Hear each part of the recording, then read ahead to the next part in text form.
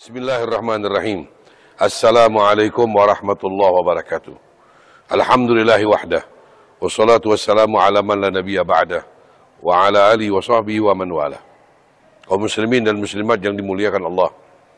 Hari ini, kesempatan kali ini kita belajar arti dan makna dari zikir dan manfaat serta kemuliaan zikir. Pertama yang kami luruskan, kita harus menghapus berzikir. Bernya dihapus dulu.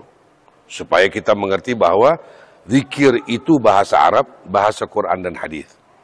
Nah, kalau ada berzikir, nanti orang mikirnya bahasa Indonesia.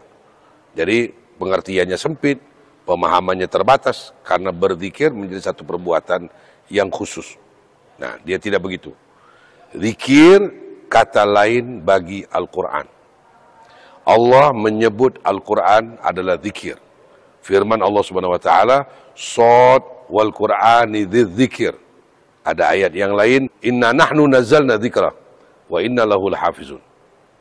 Wa inna lahu lahafizun. Zikir kata lain bagi Al-Qur'an.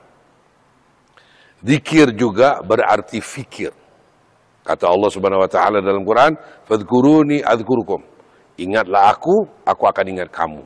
Bukan zikirlah kepadaku, nanti aku berzikir kepada kamu. Bukan. Quran dan ingat. Tiga adalah ilmu. Ketika Allah menyatakan fas'alu ahla dzikri in kuntum la ta'lamun. Bertanyalah kepada ahli zikir. Di situ ahli ilmu. Bukan orang yang banyak dan rajin berzikir, bukan. Bertanyalah kepada ahli ilmu apa yang tidak kamu ketahui. Nah, ketika kita mengerti zikir itu adalah Al-Qur'an, zikir itu adalah ingat, zikir itu adalah ilmu. Zikir juga adalah fikir. Orang yang berfikir berarti dia sedang zikir.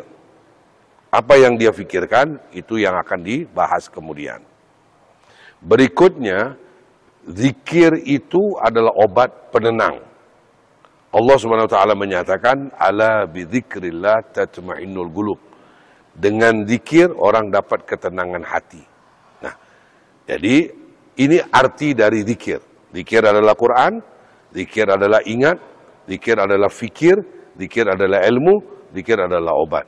Dan zikir adalah perintah Allah di dalam Al-Quran. Hanya saja perintah ini tidak wajib dan tidak sunnat. Mengajak, menghimbau, mengharapkan supaya banyak berzikir kepada Allah Subhanahu wa taala. Bukan perintah wajib atau perintah sunnat. Nah, kemudian kalau kita belajar pelajaran fikih, zikir itu masuk dalam ibadah. Nah, yang namanya ibadah ada aturan. Ada sah dan tidak sahnya, batal tidak batalnya, wajib sunatnya, dan lain sebagainya. Kalau kita belajar pelajaran tauhid, zikir itu akan mengarah kepada fikir. Tauhid mengolah akal manusia untuk berfikir. Sehingga dia menemukan akalnya terbatas dalam hal tertentu, dia butuh iman untuk menerimanya. Itu berfikir. Jadi zikir adalah fikir.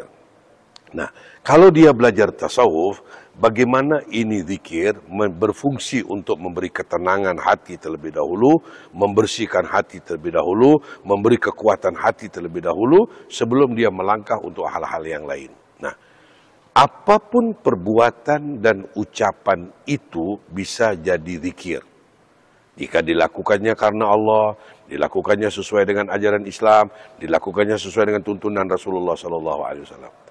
Jadi kita dapat paham, zikir tidak terbatas kepada arti membaca sesuatu dengan hitungan tertentu, di waktu dan tempat tertentu, hari dan bulan tertentu, bukan.